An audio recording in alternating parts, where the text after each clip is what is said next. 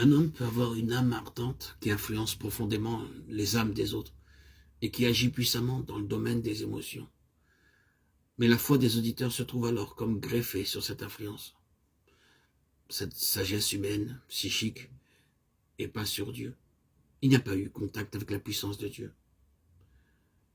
Et nous pouvons mieux comprendre la pensée du pasteur Andrew Murray lorsqu'il voit le plus grand danger qui menace le chrétien et l'Église en cette activité désordonnée de l'âme dans les domaines de l'intelligence et de la volonté.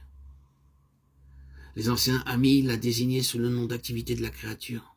Et c'est bien ici l'énergie de la créature, la force naturelle, qui est mise au service de Dieu. Le messager n'a pas cherché à collaborer spirituellement avec le Saint-Esprit qu'il a reçu, don du Seigneur ressuscité et glorifié.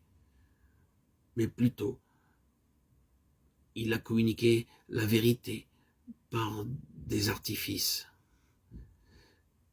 des excitations factices, par la musique, les beaux parfums, les habits somptueux.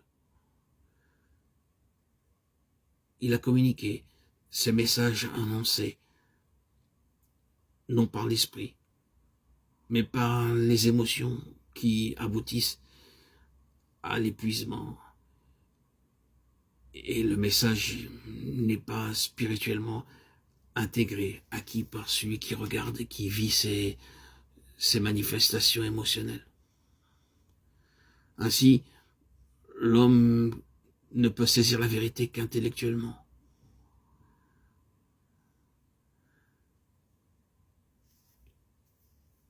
Un homme peut avoir une âme ardente qui influence profondément les âmes des autres et qui agit puissamment dans le domaine des émotions.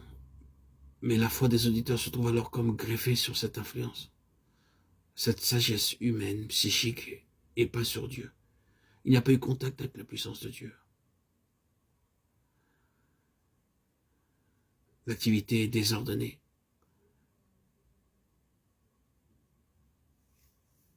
C'est bien ici l'énergie de la créature, la force naturelle qui est mise au service de Dieu.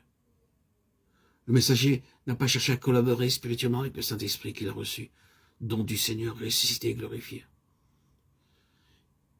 Il se trouve alors que l'homme qui n'a saisi la vérité qu'intellectuellement influencera la destinée éternelle d'âme immortelle, qu'une forte individualité dominera sur la vie des autres. On élaborera des plans pour atteindre les âmes et les amener à Dieu, et nous aurons les concerts pour fumeurs, les attractions musicales, les conférences sur des sujets populaires.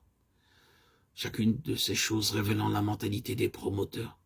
Ceux-ci peuvent être nés de nouveau, mais étant encore dominés par l'âme. Ils ne savent pas comment collaborer avec le Saint-Esprit qui communique sa puissance aux messagers pour le salut des pécheurs. Combien de disciples qui ont reçu le Saint-Esprit et qui sont restés émotionnellement attachés à leur chair,